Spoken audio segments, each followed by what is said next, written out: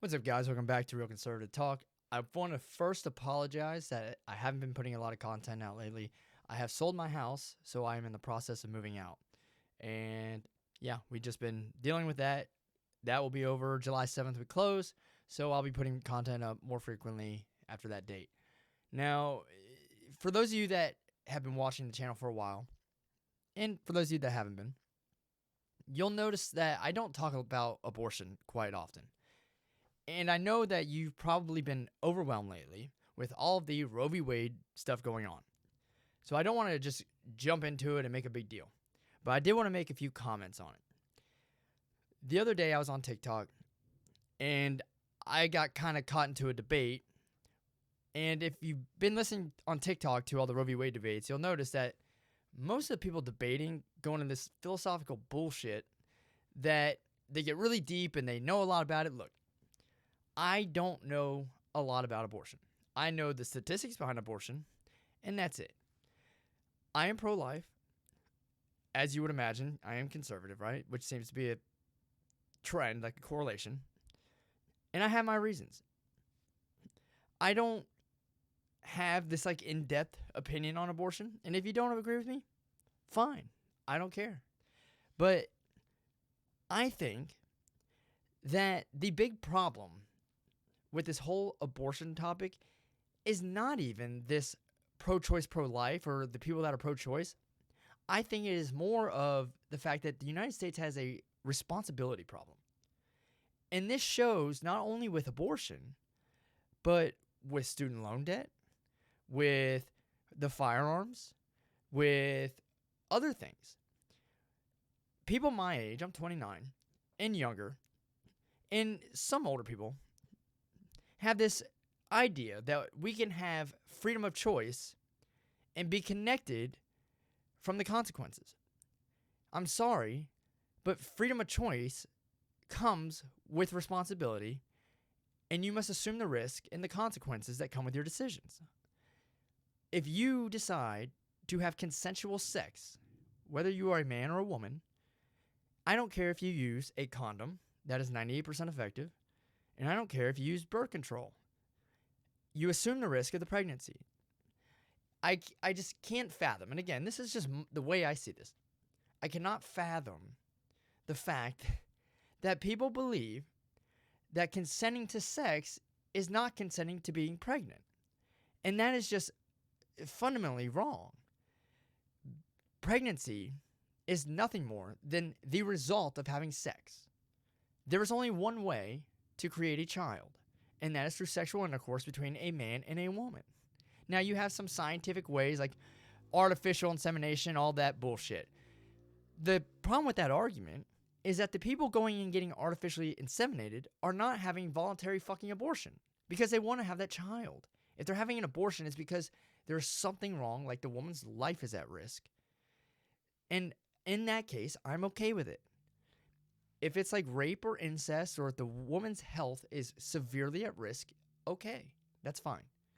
But having an abortion because of financial reasons, you want to go to school, you made a mistake, or you just don't want another child, is wrong. And we need people to be accountable for their decisions. That's the way I see it. My opinion is no more in-depth than that. And I apologize to you if you think I should have a more in-depth opinion. But I think that we have a culture problem here. I think that when someone goes and shoots up a school, the first thing we want to do is ban all guns, or ban the ones that look scary, not even the one that is killing the most people. We want to ban the AR-15 that only kills like 400 people a year, which is less than 1% of the total gun deaths. Because for some reason we think that the populace is not responsible enough to take care of them. That is wrong. We have had guns in America since the beginning. Guns have always been a part of our culture. In fact, I would imagine that the percentage of the population that owned firearms was far greater in 1776 and on than it is right now. The other thing is we have had nothing but an increasing number of gun laws throughout U.S. history. So how can the solution be an increasing number of gun laws when at the same time those laws are increasing, the shootings are increasing? You would imagine that any solution is negatively correlated to the problem, right? So that is my idea with this abortion thing. Now, when it comes to Roe v. Wade and this decision, let's get something straight. Overturning Roe v. Wade did not take anyone's right away. All it said was that Roe v. Wade was never a constitutional right to begin with, but it just hands it back to the states to decide, which it was before Roe v. Wade ever came about. That's how it should be. I think that when it comes to the politicians that are upset right now, I don't think any politician in Washington really has a care in the world for Roe v. Wade or abortion. I don't think they care one way or another, Republican or Democrat. Some of them may be truly pro-life, some of them may be truly pro-choice, but I think that they feel the way they feel only because the current political environment has caused them to have that opinion. If Democratic people, like just the voters, were not mad about the Roe v. Wade decision, you wouldn't hear a damn word about it from Democrats. You wouldn't hear one word about it from those politicians, and vice versa. I do think there is a larger political agenda at stake here, and I think it is a far more dangerous one. As much as I am 100% in support of what happened with Roe v. Wade, 100%, and I wouldn't want it any other way, but I do want you to think about this. Joe Biden, during the campaign for president, was asked several times, would he pack to court? He never gave us a straight answer. In fact, he always kind of stuttered and stumbled around it. You have had the Democrats fail when it comes to Build Back Better. You have had them fail when it came to the 2 voting plans, and you had them fail when it came to gun legislation. You also had them fail when it came to this other abortion bill they tried to slam down our throats not long ago. What better way to justify packing the court than the largest issue that separates the Republican and Democratic populace? Like, abortion is like something that has been in presidential campaigns that all politicians have run on one way or another for a long time now. This was probably the most controversial topic that would probably be the most influential for the Democratic Party. You have a party right now that is completely failing when it comes to the economy. People are losing money in 401ks. Inflation is running wild. You have a possible war in Europe that we're going to get into, even though I think we're already in it. And gas prices are just through the roof. Some of this is not their fault. I think a lot of the current administration has a big influence on what's going on here in the United States. And they needed a win.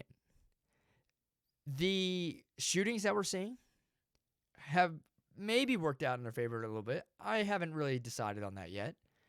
But Roe v. Wade 100% works out in their favor. They have only an upside to Roe v. Wade, because now they can muster up enough support maybe come midterms, and I don't know if it's going to be enough for them, but they may be able to get the enough voters out there to equal out the House and maybe not lose it, either the House or the Senate. I don't know, because if the Supreme Court never ruled on Roe v. Wade, I don't think they would have a chance come November. Now I think they have a better chance. But I think, in my opinion, I think they're going to pack the courts. And to do so, they'll need to eliminate the filibuster. They get a win-win situation there. They'll pack the court. They'll add 4 judges. That's what Biden was talking about before. That'll bring it up to 13, which means that they will put in 4 Democratic judges, and they'll have a majority. Then, with the filibuster eliminated, they'll be able to pass whatever legislation they want to pass, but they need to do this before November. If they do it before November, they can pass their voting bills, which will give them a very, very, very strong chance in November. It'll also give them a very, very strong chance come the presidential election. But I want you also to think about this scenario. You have a lot of people right now that truly believe that abortion is a right. Not only a right, but a constitutional right. It wasn't, but you have a lot of people that believe that. And if they're able to eliminate the filibuster, if they're able to pack the court, what is keeping them from infringing way further than they have already on the Second Amendment? And when they do, they will only come back and say, well, you took away our constitutional right to abortion. we're going to mess with your constitutional right to own a firearm. And this is not like in far out opinion, because they're already trying to do that with the Second Amendment. This will just give them the means to do it. The reason why I think Roe v. Wade ultimately should have gone back to states is because one of the great things about the United States government is that we have it's a decentralized government, right? We have the states. It's a separation of powers. Roe v. Wade did nothing but strengthen the federal government. That's all it did. When you give power, when you put in policy that strengthens the federal government in a central authority, you allow more for a totalitarian government. Like, we are doing nothing but transitioning towards that direction. The states, and having states' rights and the ability to regulate and govern at the state level, keeps that from happening. Roe v. Wade does nothing but weaken the federal government. And that is why they don't like this. But it's important to understand that having a strong federal government and a growing federal government is not a good thing. It is what makes the United States very unique. The fact we have a republic, we have a weaker federal government, and we have a strong state government. So all of that is highly important to remember. I think we're going to see a lot of change coming here in the future. We're going to see a lot of fallout from Roe v. Wade. And I think if you're a conservative, you just need to hope that they aren't able to go ahead and either impeach anybody on the Supreme Court or pack the court. But I do see it coming, and don't be surprised if it does.